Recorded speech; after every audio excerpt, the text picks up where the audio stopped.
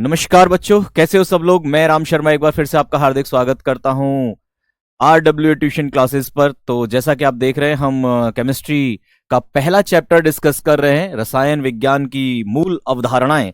और आज हमारे इस चैप्टर का फिफ्थ लेक्चर है, पांचवा लेक्चर आज हमारे इस चैप्टर का। तो फटाफट से जितने भी लोग मुझे लाइव देख रहे हैं, जितने भी बच्चे मेरे साथ जुड़ चुके हैं, बताइए क्या आपको मेरी आवाज साफ साफ सुनाई दे रही है। वीडियो ऑडियो दोनों चीजें क्लियर हैं। यशवीर गुड मॉर्निंग, गुलशन कुमार हाय, बहुत बहुत स्वागत है आपका। आ जाइए फटाफट से सब लोग। Shweta Pal good morning, Ruvi good morning, Mohammad Kashif आप डाउट ग्रुप पर नहीं हो, जल्दी ही आ जाएंगे। Yashveer Radhe Radhe, Danish hello, Gulshan Kumar good morning. चलिए, आप सभी लोगों का बहुत बहुत स्वागत है। तो शुरू करते हैं आज का लेक्चर। लेकिन इससे पहले, जैसा कि हमारी हमेशा से एक परंपरा रही है कि हम पिछले लेक्चर को भी रिवाइज कर लेते हैं कि कल हमने क्या पढ़ा था और फिर उसे आगे लेकर चलते हैं। तो कल मैं आपको लास्ट बता देता हूं हमने क्या डिस्कस करना शुरू किया था। बहुत सारी बातें हमने कल डिस्कस की थी, लेकिन जो लास्ट हमने टॉपिक छोड़ा था, रासायनिक संयोग के नियम हम पढ़ रहे थे। केमिकल कॉम्बिनेशन के जो लॉज होते हैं, जो नियम होते हैं, इनके बारे में हम डिस्कशन कर रहे थे कल। और इस सीरीज में हमने, आयुषी भदौरिया जी बहुत बहुत स्वागत है, इस सीरीज में हमने द्रव्यमान संरक्षण का नियम कल पढ़ लिया था। द्रव्यमान संरक्षण का नियम क्या होता है ये मैंने कल आपको बता दिया था। द्रव्यमान संरक्षण के नियम के बारे में अगर मैं बात करूं, तो मैंने आपको बताया था कि जब भी रासायनिक संयोग होता है, केमिकल कॉम्बिनेशन होता है, तो भाग लेने वाले अभिकारक और बनने वाले उत्पादों का जो द्रव्यमान होता है, जो उनका मास होता है, वो कांस्टेंट रहता है, बदलता नहीं है। मान के चलो आपने इन दोनों को 10 ग्राम लिया, तो यहां पर ये जो C बनेगा, ये भी कितना बनेगा, 10 ग्राम ही बनेगा। ये निश्चित है। इसका मतलब द्रव्यमान हमारा नष्ट नहीं होता। निशांत सहगर जी जय भीम, बहुत बहुत स्वागत है आपका। ठीक है, अब पढ़ाई पर ध्यान दीजिएगा। तो यहां पर जो बनने वाला पदार्थ है वो भी उतना ही बनेगा जितना कि हमने अभिकारक लिया है। इसी को हम रासायनिक, इसी को हम कह देते हैं द्रव्यमान संरक्षण का नियम। द्रव्यमान को संरक्षित रखा जाता है। नियम दिया किसने था, तो लैवोशियर ने दिया था। किसने दिया था, लैवोशियर ने दिया था, 1789 में दिया था। ये बात भी मैंने आपको कल बता दी थी। Very good morning Diwakar Yadav ji. अभिकारक मान लो ए और बी क्रिया कर रहे हैं और उत्पाद सी बना रहे हैं, तो एम ए का अगर द्रव्यमान लिया है, एम बी का द्रव्यमान लिया है, तो एम सी का द्रव्यमान बनने वाला कितना होगा, इन दोनों के योग के बराबर होगा, यानी एम सी बराबर M A plus M B. इसका मतलब उत्पादों का कुल द्रव्यमान जो होगा, उत्पादों का कुल द्रव्यमान जो होगा, वो अभिकारकों के कुल द्रव्यमान के बराबर होगा। यहां तक हमारी बातें डिस्कस हो चुकी थी। बिल्कुल दीपक वर्मा जी, आप नाम रोशन कीजिएगा, हमारा भी और अपने माता पिता का भी, वो बहुत जरूरी है। ठीक है, इसके बाद मैंने आपसे पूछा था कि क्या यहां पर कोई अपवाद है, तो हाँ, यहां पर एक अपवाद भी है। कौन है, नाभिकीय अभिक्रियाएं, न्यूक्लियर रिएक्शंस। मैंने आपको बताया था कि नाभिकीय अभिक्रियाओं के ऊपर द्रव्यमान संरक्षण का नियम लागू नहीं होता है। क्यों लागू नहीं होता है, क्योंकि नाभिकीय अभिक्रियाओं में जो ऊर्जा बनती है, आप जानते हैं नाभिकीय ऊर्जाओं में अथाह ऊर्जा निकलती, नाभिकीय अभिक्रियाओं में अथाह ऊर्जा निकलती, अथाह ऊर्जा, जिससे कि विनाश बहुत अधिक होता है अगर उसे अनियंत्रित तरीके से कराया जाए तो। और नियंत्रित तरीके से कराया जाए नाभिकीय रिएक्टर में, तो उससे हम अपने लिए ऊर्जा बनाते हैं, विद्युत बनाते हैं, बहुत सारे काम हम उससे अपने लिए कर लेते हैं। बड़ी अच्छी बात है, न्यूमेरिकल लगाते रहिए दिलशाद हुसैन जी। मोहम्मद कैफ अस्सलाम वालेकुम, क्या जवाब देना है आपको, राम राम। सूरज यादव जी, चलो मैं बहुत अच्छा हूं, very good morning to all of you. Riyansh ji, चलो। तो नाभिकीय अभिक्रियाओं में यह लागू नहीं होता है, क्योंकि नाभिकीय अभिक्रियाओं में कुछ द्रव्यमान जो उत्पादों में आने वाला था, वो द्रव्यमान ऊर्जा में परिवर्तित होता है। और इसके बारे में बताया था सबसे पहले हमारे आइंस्टाइन भाई साहब ने। किसने बताया था, आइंस्टाइन भाई साहब ने, जिन्होंने एक बड़ी खतरनाक इक्वेशन दी थी, ई बराबर डेल्टा एम सी स्क्वेयर, या इसे आप केवल ई बराबर एम सी स्क्वेयर भी कह देते हैं। स्क्रीन ठीक है, चलिए इतना तो भी दिखाई दे रहा होगा ना, ये तो कल वाली ही बात है। ठीक है, चंदा यादव जी आपकी तबीयत खराब है, हाँ बात बिल्कुल सही है, तबीयत तो मेरी भी आज खराब है, तबीयत तो मेरी भी आज खराब है, लेकिन फिर भी मैं पूरी ऊर्जा के साथ पढ़ाने का प्रयास करूंगा। ठीक है, चलिए। तो मैंने आपसे द्रव्यमान संरक्षण के नियम को बताया था और फिर आपसे कहा था कि आपको कुछ क्वेश्चंस द्रव्यमान संरक्षण के नियम से करने हैं। मैंने आपको होमवर्क में 3 क्वेश्चन कम से कम करने के लिए कहा था। बताइए जल्दी से फटाफट, क्या आप लोगों ने ये होमवर्क किया है? अगर किया है तो बड़ी अच्छी बात, और नहीं किया है तो फिर याद रखिएगा, अगर आप होमवर्क नहीं करेंगे तो फिर पनिशमेंट तो मिलेगी। अनु पटेल जी बहुत अच्छा पढ़ा, धन्यवाद अनु पटेल जी। क्वेश्चन प्रैक्टिस कौन सी बुक से करें? एनसीईआरटी ले लीजिए। होमवर्क दिया था दिलशाद जी, कर लिया नहीं किया? सिलेक्शन बिल्कुल होगा धर्मेंद्र जी, क्यों नहीं होगा?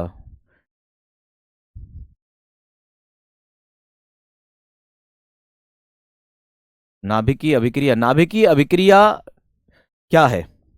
चलिए, तो आप ये होमवर्क आपने कर लिया तो बड़ी अच्छी बात है, और नहीं किया है तो मैं आपको इस होमवर्क को वापस कल के लिए कैरी फॉरवर्ड करूंगा।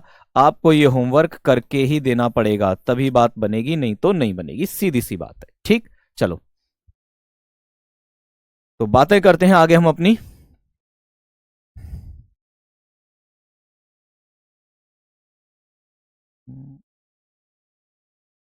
ठीक है, तो प्रश्न एक आया है कि नाभिकीय अभिक्रिया को समझा दो, तो मैं नाभिकीय अभिक्रिया छोटी सी बात आपको बोल देता हूं, हालांकि डिटेल में आप बात करेंगे नाभिकीय अभिक्रियाओं में मॉडर्न फिजिक्स जब हम पढ़ेंगे, और जब हमारी न्यूक्लियर केमिस्ट्री आएगी तब हम पढ़ेंगे। नाभिकीय अभिक्रिया का क्या होती है? आप जानते हैं कि जब भी हमारे पास कोई नाभिकीय पदार्थ, रेडियो एक्टिव पदार्थ, जैसे यूरेनियम होता है, क्या होता है? यूरेनियम होता है। इस यूरेनियम को, ये 92 यूरेनियम 238 और 234 ये होता है, इसके ऊपर जब बम्बार्डिंग की जाती है, किसकी? न्यूट्रॉन की बम्बार्डिंग की जाती है, तो ये ब्रेक हो जाता है, इसका न्यूक्लियस ब्रेक हो जाता है, इसका न्यूक्लियस टूट जाता है। जब न्यूक्लियस टूट जाता है तो मान के चलो कोई ए और बी दो पदार्थ बने, तो हम कहते हैं इन ए और बी का जो द्रव्यमान होता है M A plus M B, ये जो द्रव्यमान होता है, अगर मैं यहां पर लिए हुए इस एम यूरेनियम के द्रव्यमान से निकालूं तो ये द्रव्यमान कम आता है, ये द्रव्यमान कम आता है। तो बचा हुआ द्रव्यमान कहां चला जाता है? बचा हुआ द्रव्यमान चला जाता है ऊर्जा बनाने में। किस में चला जाता है? ऊर्जा बनाने में। जबकि हमारा ये द्रव्यमान संरक्षण का नियम कहता है कि इन दोनों का कुल द्रव्यमान इसके कुल द्रव्यमान के बराबर होना चाहिए, लेकिन ऐसा नहीं होता है, इन दोनों का द्रव्यमान कम मिलता है, और जो बचा हुआ द्रव्यमान है वो कहां चला जाता है? बचा हुआ द्रव्यमान चला जाता है ऊर्जा बनाने में। किस में चला जाता है? ऊर्जा बनाने में। ऊर्जा को आप द्रव्यमान से बनाते हैं। क्लियर? चलिए, बहुत बढ़िया। बाकी की बातें न्यूक्लियर रिएक्शंस की, न्यूक्लियर फिजिक्स या हम जब न्यूक्लियर केमिस्ट्री पढ़ते हैं वहीं डिस्कस करेंगे।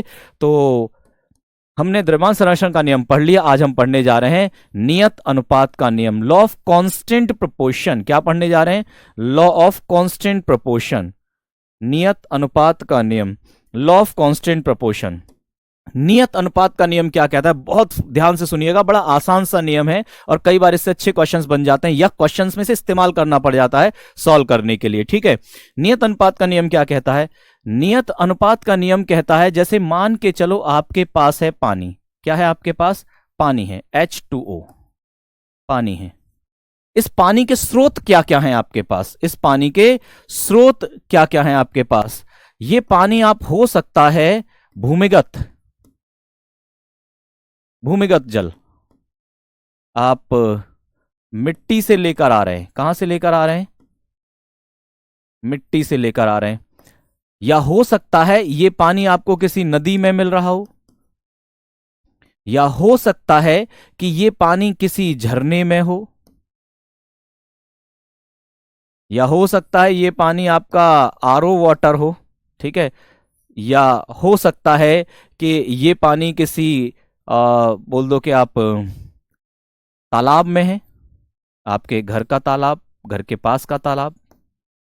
ठीक है, तो पानी के बहुत सारे स्रोत हैं आपके पास, ध्यान से सुनिएगा। ठीक है, पानी के, प्रशांत जी यही मैंने आप बताया, एम ए बराबर plus M B M U होना चाहिए, लेकिन वो ऐसा नहीं होता है क्योंकि नाभिकीय अभिक्रियाओं में द्रव्यमान ऊर्जा में रूपांतरित हो जाता है। ठीक, चलो सुने, पानी के बहुत सारे स्रोत हैं आपके पास, जल के बहुत सारे स्रोत हैं आपके पास। अगर मैं आपसे कहूं कि आप 3-4 जगह से पानी लेकर आइए इकट्ठा करके, और लेबोरेटरी में उन पानी में, उन जल में आप उनका एक्सपेरिमेंट कीजिए कि क्या इनमें हाइड्रोजन और ऑक्सीजन का अनुपात अलग अलग मिलेगा, क्या ऐसा हो सकता है? नहीं।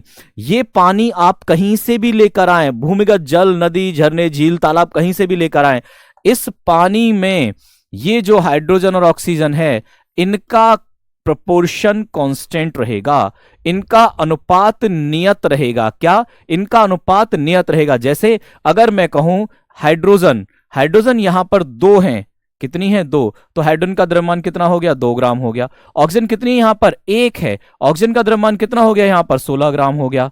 कितना हो गया 16 ग्राम। अगर आप अनुपात देखेंगे तो कितना आ जाएगा 1:8। क्या हो जाएगा 1:8। ये अनुपात नियत रहेगा, ये अनुपात नियत रहेगा। पानी आप कहीं से भी लेकर आ जाइए, पानी आप कहीं से भी लेकर आ जाइए, इसमें हाइड्रोजन और ऑक्सीजन का जो कॉम्बिनेशन का जो संयोग का अनुपात होगा वो नियत रहेगा, ये अनुपात नहीं बदलेगा। ऐसा नहीं हो सकता कि आप जमीन से पानी निकाल कर लाए हैं तो वो पानी कुछ और अनुपात दिखा रहा हो और आपने कहीं आरओ वाटर बनाया है उस पानी का अनुपात कहीं और हो। नहीं, ऐसा नहीं होगा, ऐसा नहीं होता। इसी को हम कहते हैं नियत अनुपात। क्या कहते हैं हम, नियत अनुपात, कांस्टेंट प्रोपोर्शन। अब जैसे मान के चलो आपके पास कार्बन डाइऑक्साइड है, क्या है आपके पास कार्बन डाइऑक्साइड, CO2 है। CO2 के बहुत सारे स्रोत हैं आपके पास, CO2 के बहुत सारे स्रोत हैं आपके पास। CO2 मान के चलो आपके शरीर में बन के आ रही है, आपके लंग्स में से CO2 निकलती है ना बाहर, बनती है आपकी कोशिकाओं में, कोशिकाओं से बनाकर लंग्स में भेज दी जाती है, फिर लंग्स से आप बाहर निकाल देते हैं। तो CO2 आपके शरीर में बन रही है। मान के चलो ये CO2 आपने लकड़ी जलाई, लकड़ी जलाने से बनी। CO2 मान के चलो आपने कोयला जलाया, कोयला जलाने से बन गई। या कार्बन डाइऑक्साइड मान के चलो आपने कोई फ्यूल जलाया, ईंधन है ना, पेट्रोल डीजल गाड़ी चलाई, इससे बनाई।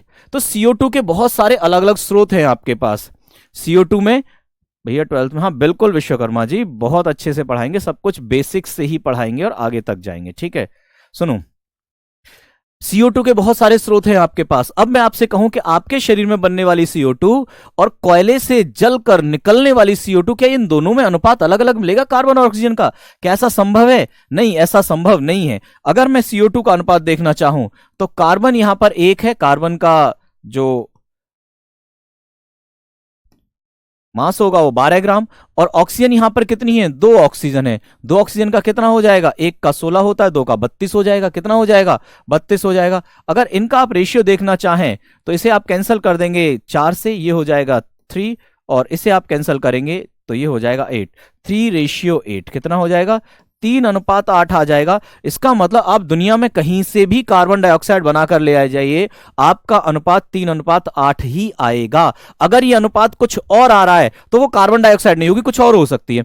मान के चलो एक सैंपल आपने कोयला जलाकर लिया CO2 का, दूसरा सैंपल आपने अपनी बॉडी से निकलने वाली कार्बन डाइऑक्साइड का लिया, दोनों सैंपल को आप कंसीडर कर रहे हो और दोनों का अनुपात अलग अलग आ रहा है, तो इसका मतलब दोनों में से कोई एक कार्बन डाइऑक्साइड नहीं है। कार्बन डाइऑक्साइड कौन सी होगी, जिसका अनुपात 3:8 होगा वही कार्बन डाइऑक्साइड होगी, उसके अलावा दूसरी कार्बन डाइऑक्साइड नहीं होगी। इसका मतलब आपके किसी भी यौगिक के, आपके किसी भी पदार्थ के स्रोत एक से ज्यादा हो सकते हैं, बहुत सारे स्रोत हो सकते हैं, न्यूमरस, काउंटलेस, कितने भी स्रोत हो सकते हैं, लेकिन उनमें भाग लेने वाले जो घटक होंगे, उनमें भाग लेने वाले जो एलिमेंट्स होंगे, उनका अनुपात सदैव नियत रहेगा, उनका अनुपात नहीं बदलेगा, उनका अनुपात नहीं बदलेगा। उम्मीद है आपको ये बात समझ में आ गई होगी। इसी को हम कहते हैं law of constant proportion, law of constant proportion, नियत अनुपात का नियम। बहुत बढ़िया, सब लोगों को समझ में आ गया है।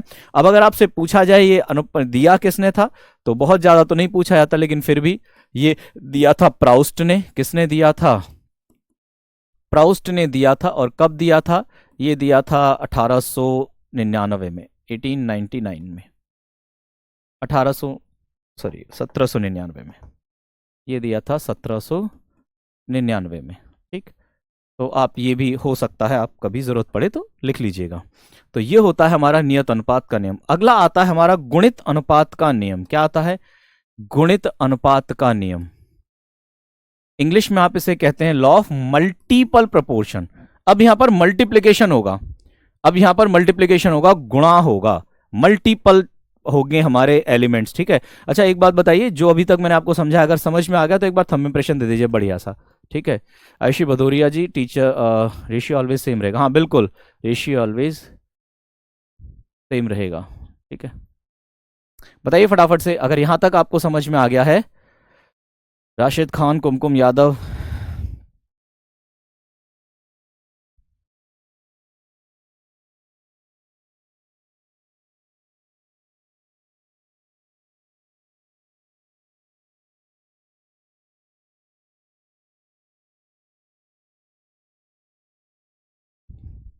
समझ में आ गया।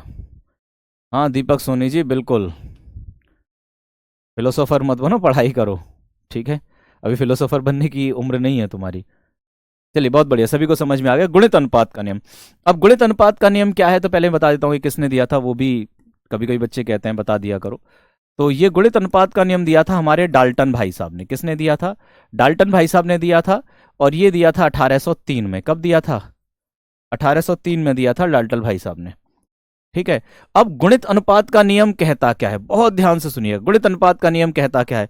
गुणित अनुपात का नियम कहता है कि आपके पास मान के चलो कोई एक एलिमेंट हाइड्रोजन है, किसी दूसरे एलिमेंट मान के चलो ऑक्सीजन है, इससे रिएक्शन करके अलग अलग, इससे रिएक्शन या इससे कंबाइन करके अलग अलग तरह के यौगिक बना रहा है। कैसे? मान के चलो हाइड्रोजन ने ऑक्सीजन के साथ कंबाइन किया और बना दिया H2O। हाइड्रोजन ने ऑक्सीजन के साथ ही कंबाइन किया और बना दिया H2O2। क्या बना दिया? H2O2 बना दिया। मतलब अगर कोई एक एलिमेंट किसी दूसरे एलिमेंट के साथ कंबाइंड करके रिएक्शन करके एक से ज्यादा तरह के प्रोडक्ट बना रहा है, एक से ज्यादा तरह के यौगिक बना रहा है, तो उन यौगिकों में अगर हम एक एलिमेंट को फिक्स रख दें, मान के चलो मैंने हाइड्रोजन को फिक्स रख दिया। क्या कर दिया? हाइड्रोजन को फिक्स रख दिया।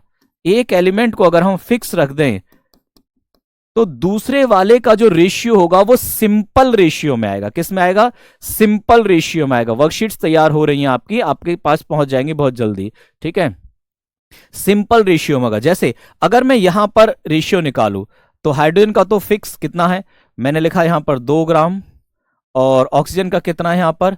16 ग्राम। ठीक, यहां पर हाइड्रोजन का कितना है?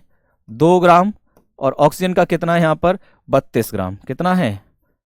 32 ग्राम। तो देखो, ये तो मैंने कर दिया फिक्स, ये तो मैंने कर दिया फिक्स, तो इससे तो कोई मतलब है ही नहीं। ये तो मैंने कर दिया फिक्स, तो इससे तो मतलब कोई है ही नहीं। मतलब किससे है? जो मल्टीपल में आया है, ये 16 और 32। अगर मैं इसका रेशियो निकालू 16 और 32 का, तो कितना आ जाएगा? ये आ जाएगा 1:2। क्या आ जाएगा? 1:2। है या नहीं? ये सिंपल रेशियो है या नहीं? ये सरल रेशियो, ये सरल अनुपात में प्राप्त हो जाता है। क्या होता है? सरल अनुपात में प्राप्त हो जाता है। आकाशदीप जी, होमवर्क के प्रश्न कैसे करें, कौन से करें, क्लास के लास्ट 5 मिनट्स में मैं आपको सबको बता दूंगा। ठीक है, चलो। तो क्या हो गया? ये सरल रेशियो आ गया, ये सरल अनुपात आ गया। क्या आ गया? सरल अनुपात।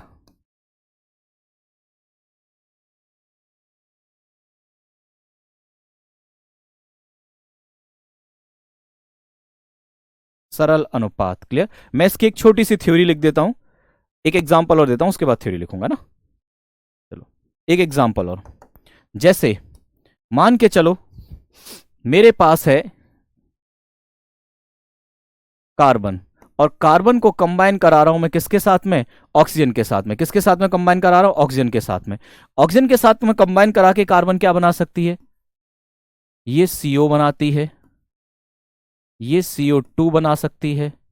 पता है आप लोगों को? ये CO3 भी बनाती है, कार्बोनेट भी तो बनाती है, कार्बोनेट भी तो बनता है, carbon monoxide, carbon dioxide, carbonate. Clear?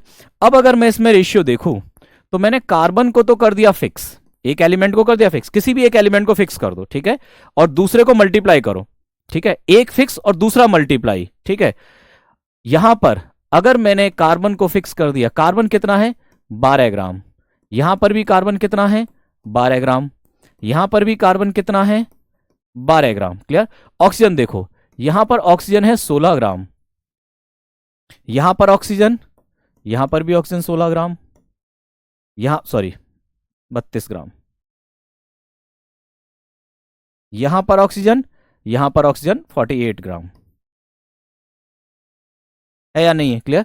आपने कार्बन को तो फिक्स कर रखा है, फिक्स फिक्स फिक्स। रेशियो किसका देखना है आपको?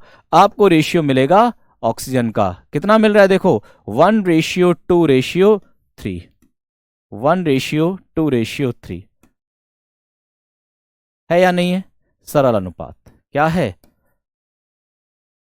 सरल अनुपात।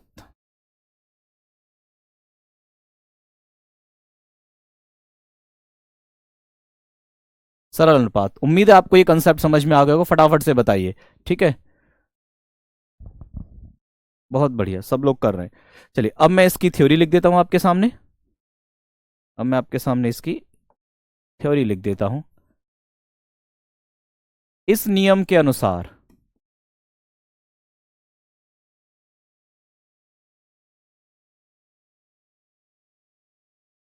इस नियम के अनुसार किसी यौगिक में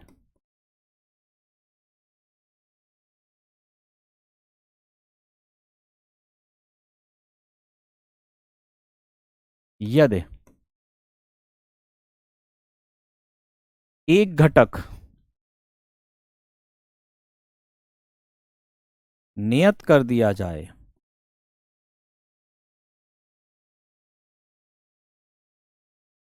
नियत कर दिया जाए, तो अन्य घटक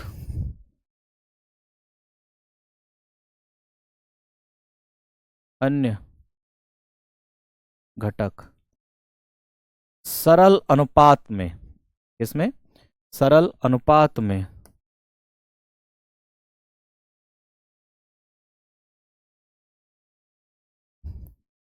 गुणित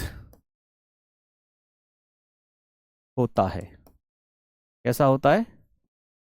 सरल अनुपात में गुणित होता है, मल्टीप्लाई होता है। सिंपल रेशियो में मल्टीप्लाई होगा। किसमें? सिंपल रेशियो मल्टीप्लाई होगा। ठीक है, चलो एक बार दोबारा से रिपीट करके बता देता हूं आप लोगों को।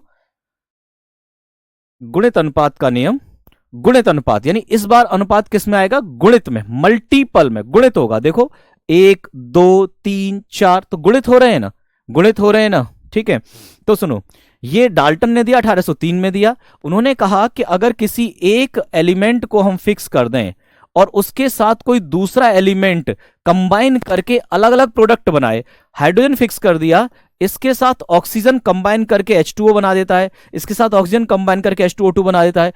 मतलब अगर किसी एक एलिमेंट के साथ कोई दूसरा एलिमेंट कंबाइन करके एक से ज्यादा यौगिक बना देता है, तो जो दूसरा वाला एलिमेंट है, जो दूसरा वाला एलिमेंट यौगिक बना रहा है, वो दूसरा वाला एलिमेंट सिंपल रेशियो में गुणनफल में आएगा। किस में आएगा? सिंपल रेशियो में गुणनफल में आएगा। सर जैसे आपने इसके नियम, इसकी थ्योरी लिखी है वैसे, ठीक है लिखवा देंगे, उनकी भी थ्योरी लिखवा देंगे। बाकी उनकी थ्योरी बहुत आसान है, मैंने बोल ही दी है, तो आप एक बार रिपीट करके लिख लीजिएगा, ना लिख पाओ तो मैं कल दिखा दूंगा, कोई दिक्कत नहीं है। ठीक है दीपक वर्मा जी, आप कई बार इस बात को बोल चुके हो, इसे बोलो नहीं, इसे अपने ऊपर अप्लाई करो। उम्र को अगर हराना है तो शौक जिंदा रखिए, घुटने चले न चले मन उड़ता परिंदा रखिए, अच्छी बात है, लेकिन इसे अपने ऊपर अप्लाई कीजिए, बोलने से कुछ नहीं होता। ठीक है, क्लास रुक रही है। ठीक है हम दिखवा देते हैं। दूसरा एग्जांपल मैंने आपको दिया किसका? CO CO2 CO3। ठीक है, carbon monoxide, carbon dioxide, carbon carbonate. Clear? आपने इसमें क्या किया? कार्बन फिक्स कर दिया।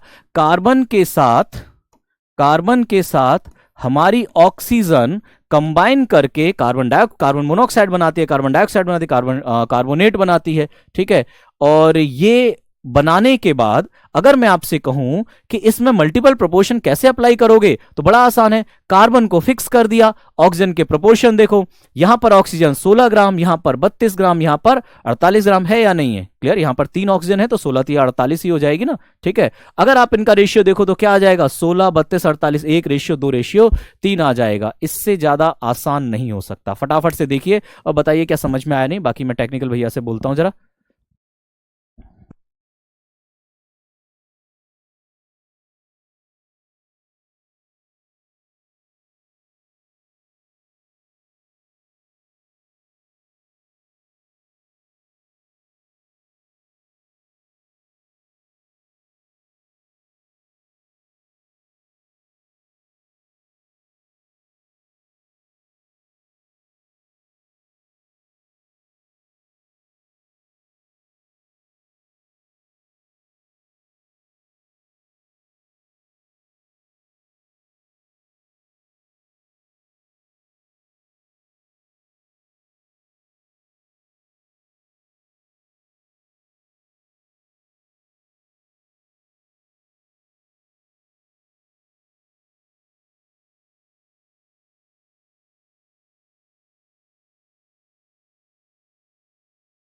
नहीं, वॉइस प्रॉब्लम तो नहीं होगी बिल्कुल भी। ठीक है, चलिए आते हैं वापस से। तो एग्जाम्पल समझ में आ गया होगा। एक क्वेश्चन मैं आपको दे रहा हूं, आप बताएंगे मुझे, आप बताएंगे मुझे। मैंने आपसे कहा कि नाइट्रोजन ऑक्सीजन के साथ कंबाइन करके बना सकता है N2O, बना सकता है NO, बना सकता है N2O3, बना सकता है NO2 और बना सकता है N2O5। बना सकता है या नहीं? क्लियर? इसमें आप बताइए, क्या गुणित अनुपात का नियम आप लागू कर सकते हैं? क्या इसमें आप गुणित अनुपात का नियम लागू कर सकते हैं?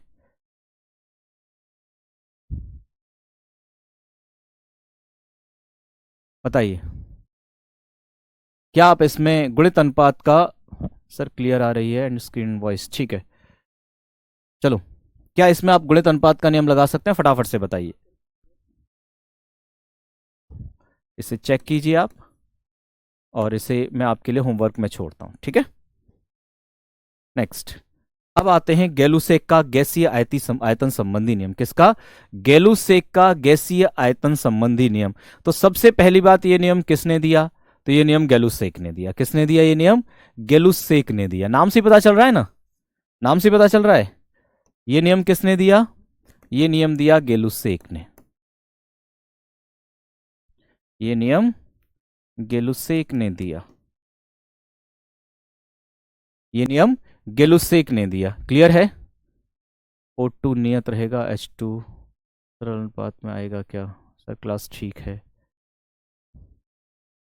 NO NO NO NO क्यों कर रहे हो?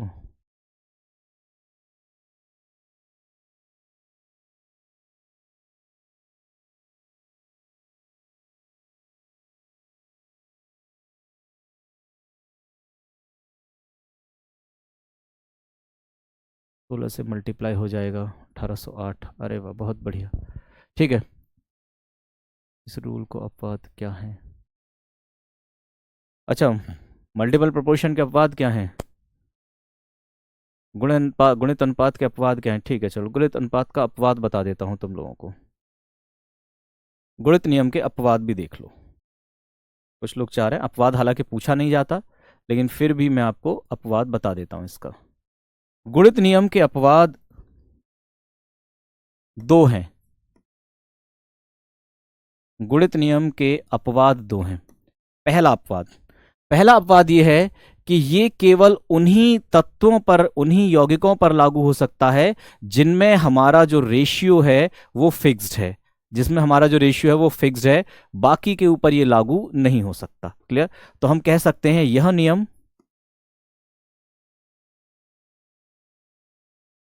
केवल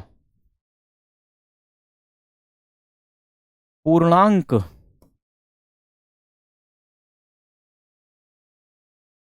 भार वाले तत्वों पर लागू होता है। तत्वों पर लागू होता है। पूर्णांक, पूर्णांक का मतलब, जैसे अभी अभी मैंने आपको जो एग्जांपल लिखा है, ये सब पूर्णांक के एग्जांपल थे। ये सब किसके एग्जांपल थे? पूर्णांक के। जैसे यहां पर 12 है, यहां पर 12 है, यहां पर 12 है। लेकिन अगर यहां पर आपका आ जाए 56.9, क्या आ जाए? 56.9 आ जाए, ठीक। या फिर यहां पर 16 है, इसकी 16 की जगह आ जाए 14.6, ऐसा कुछ आ जाए, तो क्या यहां पर लागू होगा? नहीं, यहां पर लागू नहीं होगा। डेसिमल या पूर्णांक वालों पर यह लागू होता है, ये दशमलव वालों पर लागू नहीं होता है। दशमलव वालों पर लागू नहीं होता है।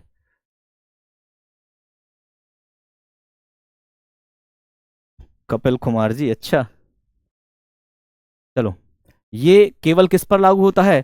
पूर्णांक भार वाले तत्वों पर लागू होता है, ठीक। दूसरा अपवाद, अगर मैं दूसरा कहूं तो कहा जाता है यह नियम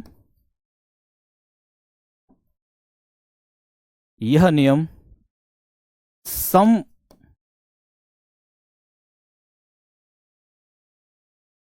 यह नियम समस्थानिक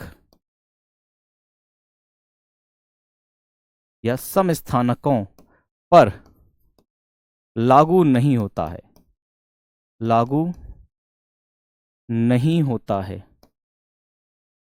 समस्थानिकों पर लागू नहीं होता है, यह नियम समस्थानिकों पर लागू नहीं होता है। बस ये दो बातें याद रख लीजिएगा।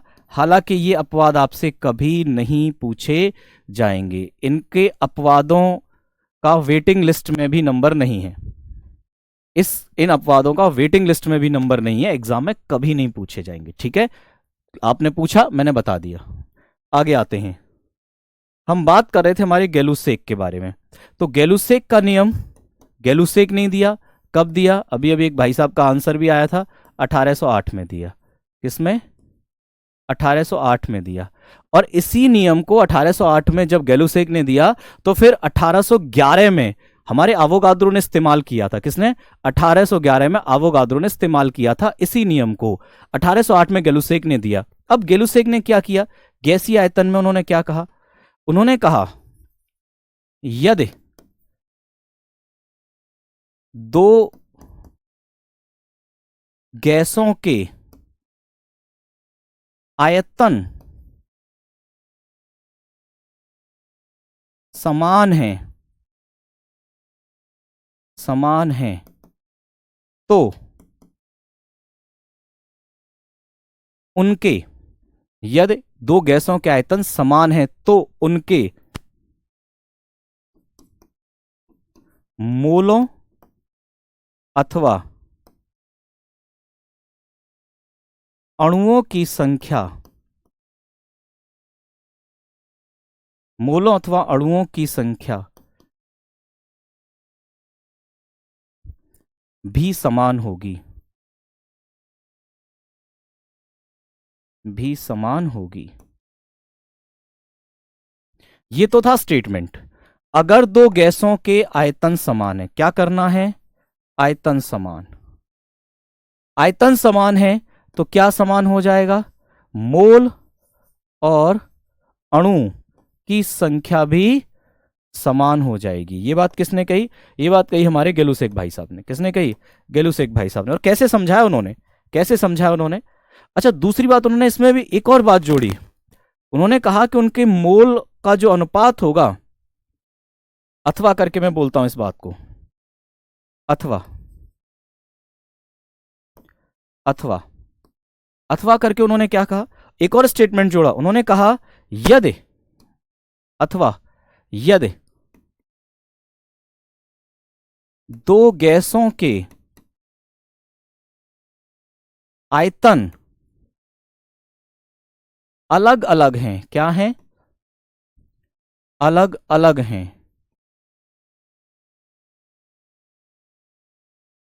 तो इनके मोलों के अनुपात,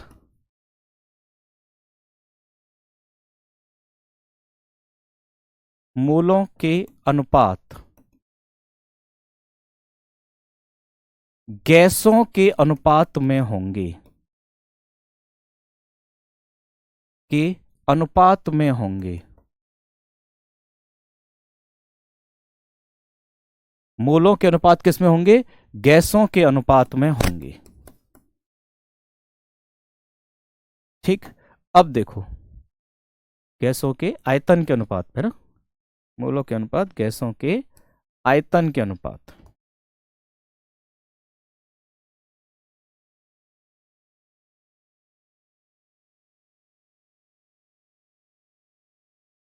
आयतन के अनुपात जैसे, अब बहुत ध्यान से देखना, मैं दो डिब्बे ले रहा हूं, एक डिब्बा तो ये है और दूसरा डिब्बा ये है। ये दो डिब्बे, ये दो बढ़िया से डिब्बे हैं आपके सामने। आपसे कहा जाए इनका अनुपात अलग अलग, सॉरी इनका आयतन अलग, इसका आयतन V1, इसका आयतन V2। यहां पर कोई गैस भरी हुई है, मैंने लिख दिया इसे G1। क्या लिख दिया? G1। और यहां पर दूसरी गैस भरी है, मैंने इसे लिख दिया G2। दो गैस अलग अलग। यहां पर मैंने इसके मोल लिख दिए N1, इसके मोल लिख दिए मैंने N2, N2। ठीक, ये बात हो गई। वॉल्यूम 1, गैस कोई G1 है, क्या है? गैस कोई G1 है, और इसके मोल मैंने लिख दिए N2 लिख दिए। अगली बात सुनिए, यहां पर उन्होंने कहा था कि जब दोनों का ताप और दाब समान होना जरूरी है, मतलब दोनों का ताप और दाब समान होना चाहिए। क्लियर?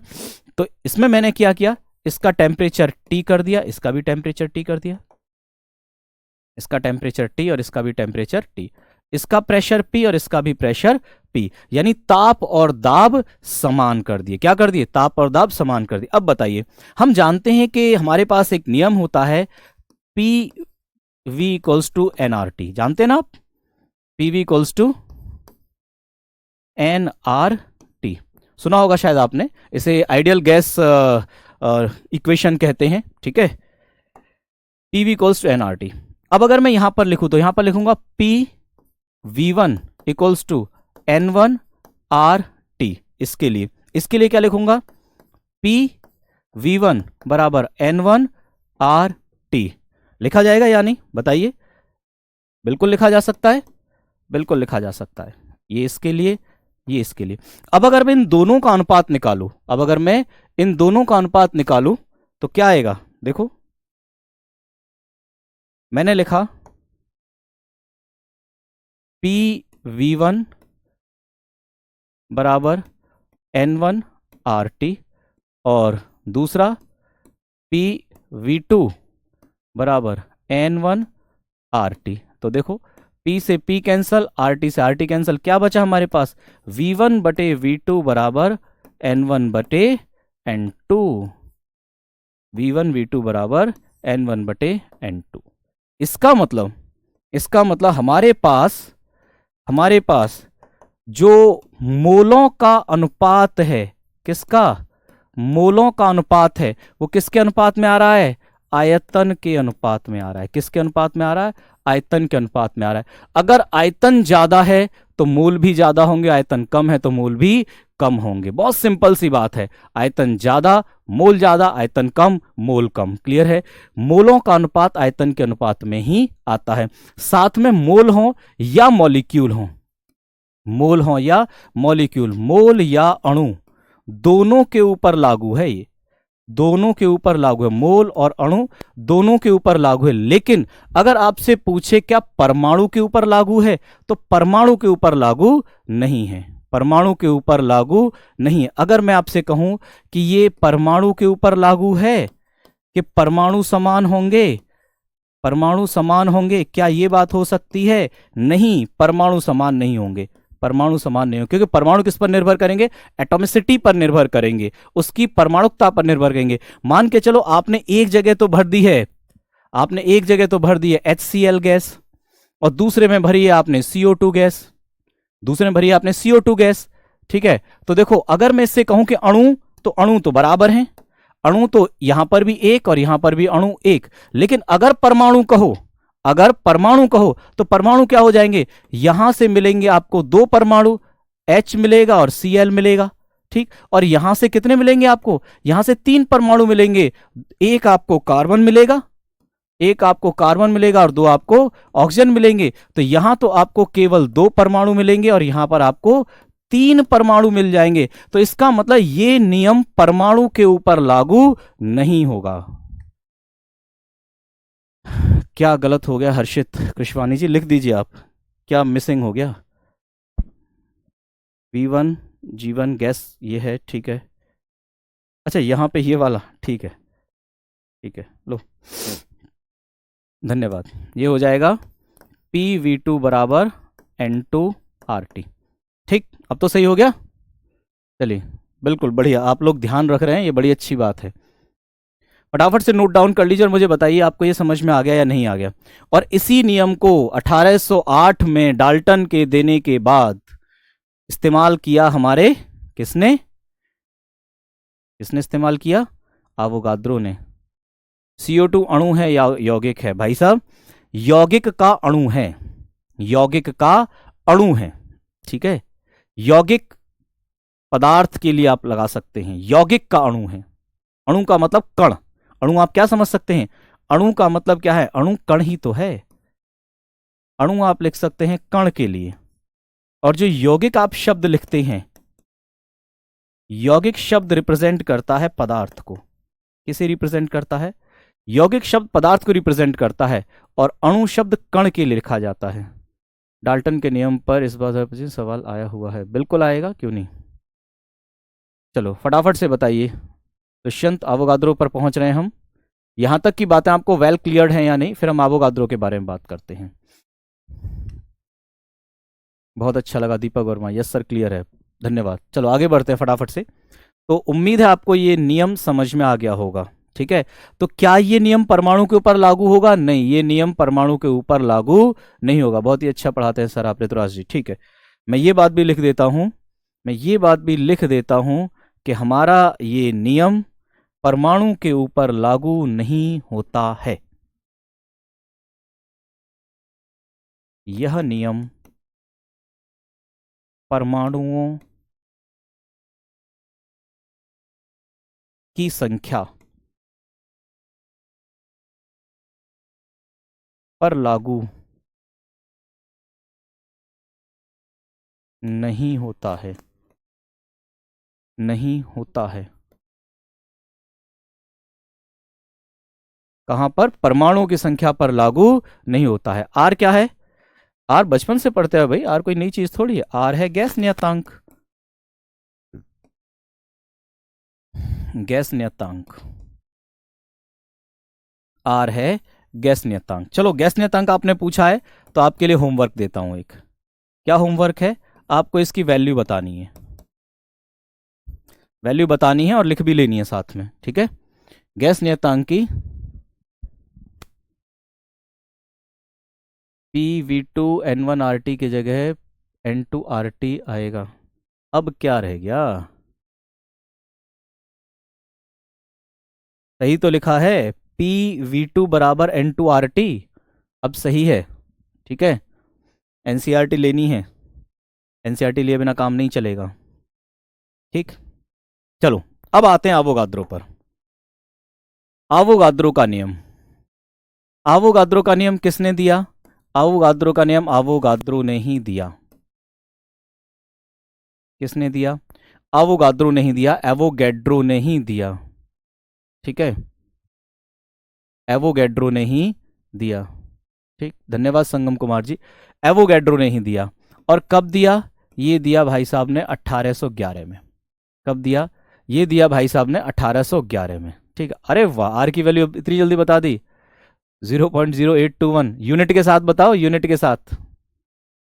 बहुत बढ़िया लाडला बॉय, ATM पर लीटर कैलोरी, बहुत बढ़िया, ठीक। चलो 1811 में दिया। अब अवोगाद्रो ने क्या कहा?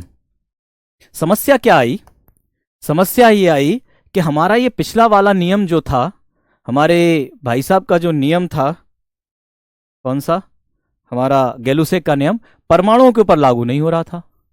ये नियम परमाणुओं की संख्या पर लागू नहीं हो रहा था। अब ये बात एवोगैड्रो को बहुत बुरी लगी, ये बात एवोगैड्रो को बहुत बुरी लगी कि भाई परमाणुओं के ऊपर लागू क्यों नहीं कर रहे हो? परमाणु भी तो हमारा ही है, परमाणु भी तो हमारे लिए ही है, हम परमाणु को कैसे छोड़ सकते हैं?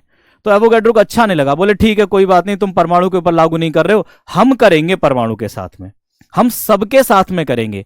अब उन्होंने यहां पर मोल को लेकर सबको परिभाषित किया, सबको परिभाषित किया। इस नियम में सबसे पहली बात तो उन्होंने क्या बताई? इस नियम में सबसे पहले उन्होंने मोल की परिभाषा बताई। क्या बताई? मोल की परिभाषा क्या बताई? मोल की परिभाषा बताई सबसे पहली बात।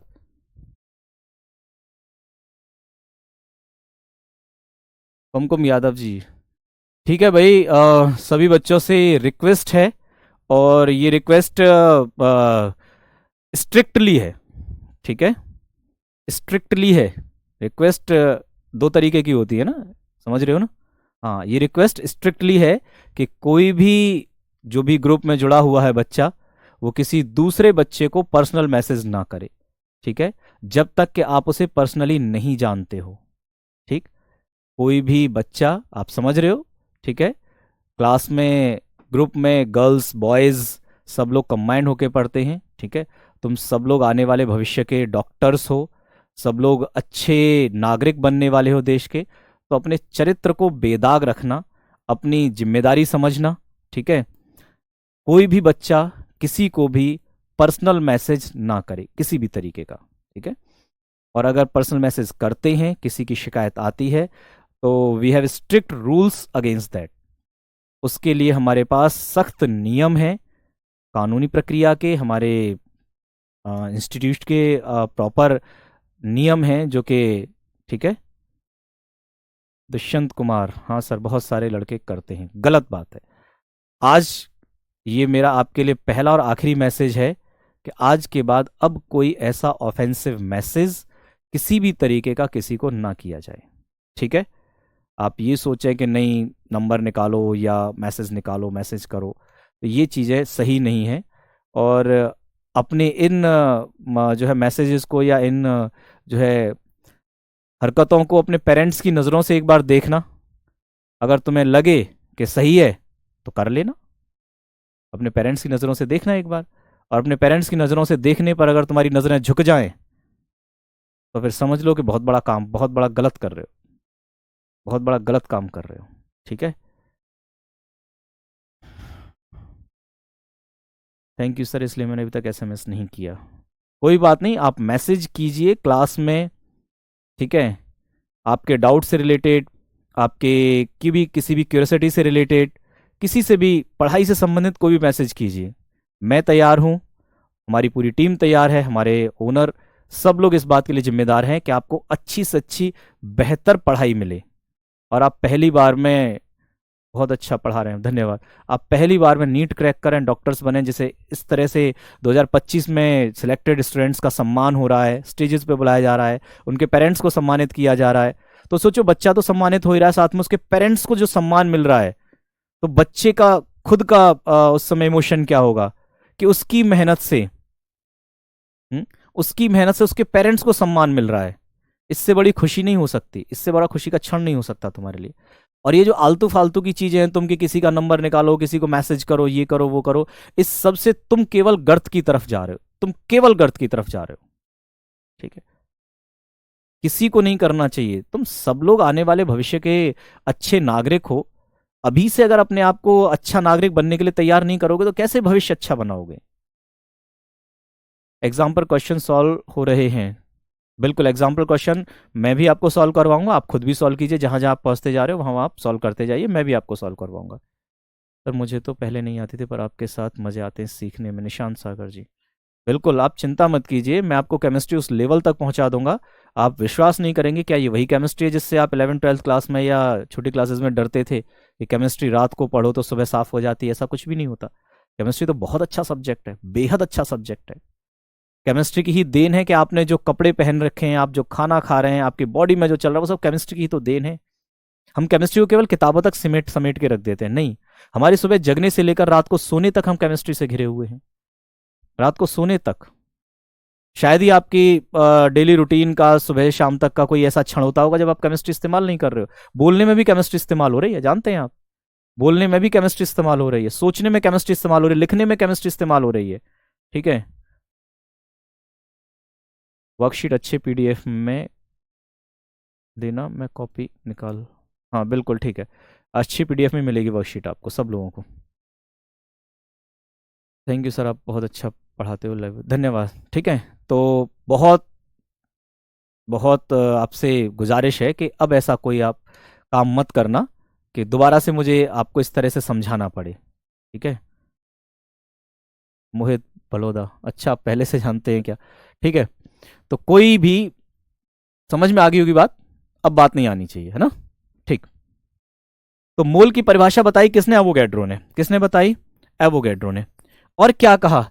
एवोगैड्रो ने कहा कि अगर आप अलग अलग तरह की कोई भी गैस ले लो, हल्की भारी कोई भी गैस ले लो दुनिया की, ठीक है, अमीषा जी धन्यवाद, आप दुनिया की कोई भी गैस ले लो, हल्की ले लो भारी ले लो, कोई भी गैस ले लो, उन गैसों का अगर आयतन समान है तो उनमें मिलने वाले अणुओं की संख्या, उनमें मिलने वाले मोलों की संख्या भी समान होगी। फिर बात आई कि चलो ये बात तो उन्होंने भी कह दी थी, हमारे पिछले डाल्टन ने भी कह दी थी, तो फिर इसमें अलग क्या कहा? उन्होंने अलग बताया कणों और परमाणुओं को। उन्होंने कहा अगर परमाणु निकालना चाहते हो तो हम बताएंगे परमाणु कैसे निकालोगे, पहले आप मोल समान कर लो, फिर हम बताते हैं परमाणु कैसे आएंगे। तो दूसरी बात उन्होंने क्या बताई?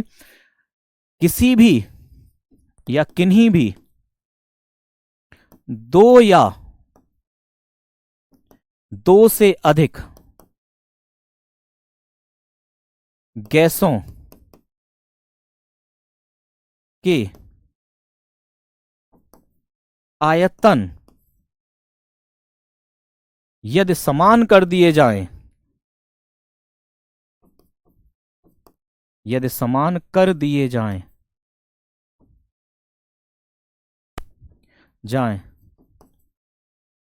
तो इनके अंदर मोल व अणु समान समान होंगे, मोल व अणु समान होंगे। तो फिर परमाणु कैसे आएंगे, कण कैसे आएंगे?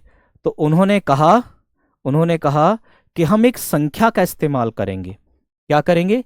संख्या का इस्तेमाल करेंगे और उससे हम परमाणुओं को निकालेंगे। किससे? परमाणुओं की संख्या, परमाणुओं की संख्या एक विशेष नियत संख्या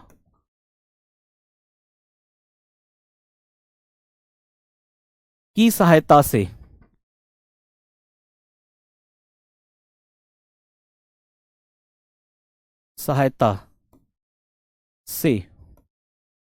ज्ञात की जा सकती है,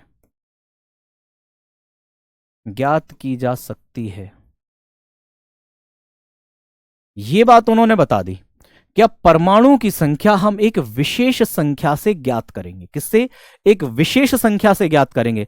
लेकिन दुर्भाग्य ये रहा कि आवोगाद्रो उस विशेष संख्या के बारे में नहीं बता पाए। आवोगाद्रो उस विशेष संख्या के बारे में नहीं बता पाए। यह विशेष संख्या तो उन्होंने कह दिया था, उन्होंने एक विशेष नियत संख्या तो कह दिया था, लेकिन वो विशेष नियत संख्या क्या होगी इस बात को वो नहीं बता पाए। उससे पहले ही, ठीक है, वो नहीं रहे, जो भी हुआ। फिर उनके जो फॉलोअर थे बैप्टिस्ट, उनके एक शिष्य थे, उन्होंने कहा कि भाई नहीं, गुरुजी ने कुछ शुरू किया था, हम उसे आगे बढ़ाएंगे। तो उस संख्या के बारे में इनके शिष्यों ने बताया। विशेष संख्या क्या बताई? इन्होंने बताई कि जो विशेष संख्या होगी, जो विशेष संख्या होगी, इस विशेष संख्या का मान होगा 6.022 इंटू 10⁻23। ये क्या होगा? 6.022 इंटू 10⁻23।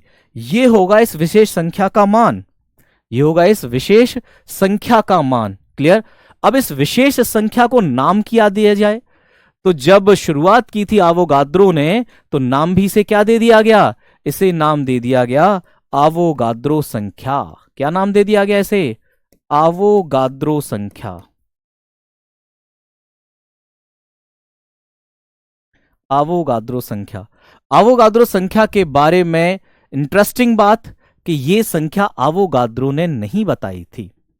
यह संख्या आवोगाद्रो ने नहीं बताई थी। संख्या किसने बताई थी? ये संख्या बताई थी उनके स्टूडेंट, उनके शिष्यों ने, उनके फॉलोअर ने। बैप्टिस्ट नाम के फॉलोअर थे, उन्होंने आवोगाद्रो संख्या के बारे में बताया कि जो संख्या हमारे सर कहकर बताने वाले थे कि एक विशेष संख्या होगी, वो विशेष संख्या ये होगी, और इस संख्या को हम नाम देंगे आवोगाद्रो संख्या। आवोगाद्रो संख्या आवोगाद्रो के सम्मान में, इतना सम्मान किया जाता है हमारी साइंटिस्ट कम्युनिटी में।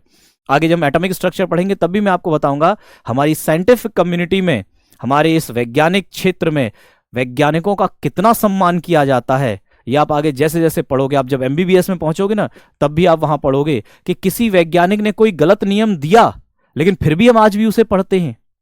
उस वैज्ञानिक का नाम हम बड़ी जिम्मेदारी से, बड़ी सम्मान से लेते हैं। क्यों? क्योंकि कोई भी वैज्ञानिक प्रयोग करने में जीवन लग जाता है, न जाने कितने त्याग करने पड़ते हैं। आप जानते हैं माइकल फैराडे जब हमारे इलेक्ट्रोमैग्नेटिज्म के बारे में बता रहे थे, तो 5 साल तक वो अपनी लैब से बाहर नहीं निकले थे। 5 सालों तक लेबोरेटरी से बाहर नहीं निकले थे वो। सोचो क्या उनका सामाजिक जीवन होगा। क्या लोग सामाजिक जीवन यापन नहीं करना चाहते, घूमना फिरना नहीं चाहते, अपनी लाइफ एंजॉय नहीं करना चाहते? सब करना चाहते हैं। लेकिन जो वैज्ञानिक लोग होते हैं, जिनके दिमाग में सिर्फ विज्ञान और समाज का उद्धार या समाज के लिए आगे कुछ करने का चल रहा होता है, उन्हें अपने आप से तो मतलब ही नहीं रह जाता है। उन्हें लगता है कि बस मैं कुछ ऐसा कर जाऊं कि मेरी आगे आने वाली पीढ़ी बड़े अच्छे से जीवन यापन करे। ठीक है, धन्यवाद वंदना यादव जी। तो आवोगाद्रो के सम्मान में उनके स्टूडेंट्स ने अपना नाम नहीं दिया, किसका नाम दिया? आवोगाद्रो का नाम दिया। किसका नाम दिया? आवोगाद्रो। ये आवोगाद्रो संख्या। अब क्वेश्चन आप लोगों से, आवोगाद्रो संख्या की इकाई क्या होगी? What is the unit of Avogadro number? Avogadro संख्या की इकाई बताइए। डाल्टन का परमाणुवाद आएगा? इसकी इकाई बताओ आप मुझे।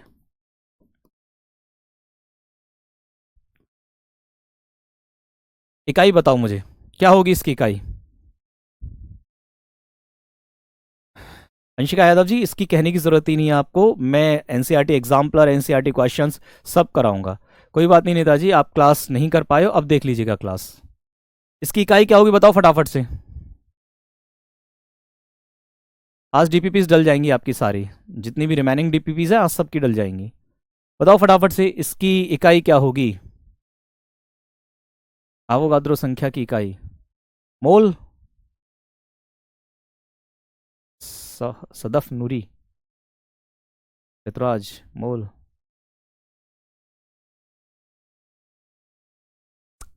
Anshu ji, I have crack the NEET. मैंने नीट क्रैक कर चुका हूं। ठीक है,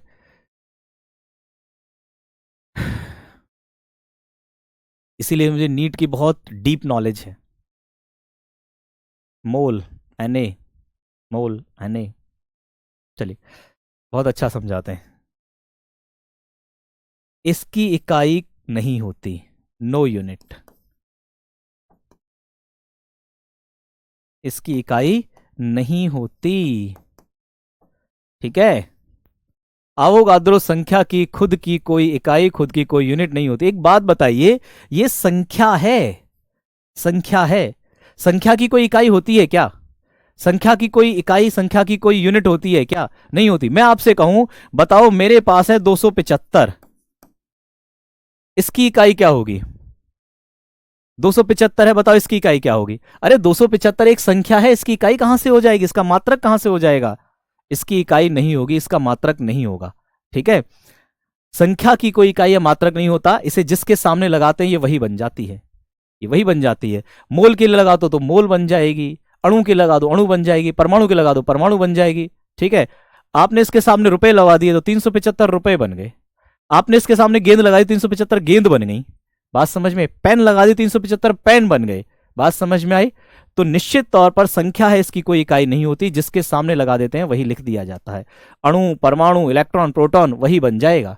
ठीक है, यहां तक उम्मीद है आपको बात समझ में आ गई होगी। आवोगाद्रो संख्या को हम रिप्रेजेंट करते हैं कैपिटल एन ए से। किससे रिप्रेजेंट करते हैं?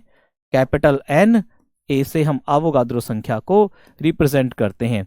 एन का मतलब संख्या, नंबर, ए का मतलब आवोगाद्रो। ठीक है, सुनीता जी, बाकी सब लोग जो मेरे लिए मेरी बायोग्राफी जानना चाह रहे हैं, मैं किसी दिन एक क्लास में आपको अपनी बायोग्राफी पूरी डिटेल में बता दूंगा। ठीक है, तो फिलहाल में मोहम्मद समीर, ठीक है, मैं सबको अपनी बायोग्राफी बता दूंगा, मेरा क्या जो है इतिहास रहा है आपके पास तक यहाँ तक पहुंचने का। फिलहाल क्लास में डिस्कस पढ़ लो। ठीक है, तो एन आवोगाद्रो संख्या को हम रिप्रेजेंट करते हैं। यहां पर आज हम अपनी क्लास ओवर कर रहे हैं। बहुत बहुत धन्यवाद आप लोगों का मेरे साथ जुड़ने के लिए। अगर कोई भी डाउट आपको रह गया है तो मैं डाउट जो है सेशन में अपना एनरोलमेंट करा लूंगा, तो वहां हम डिस्कस कर लेंगे डाउट सारे। आज की क्लास कैसी लगी ये भी आप मुझे जरूर बता दीजिए फटाफट से। Thank you very much. और जो होमवर्क मैंने आपको दिया है वो होमवर्क आपको कंप्लीट करना ही है एट एनी हाउ। होमवर्क के साथ कोई कॉम्प्रोमाइज नहीं। ठीक, चलिए, धन्यवाद, जय हिंद।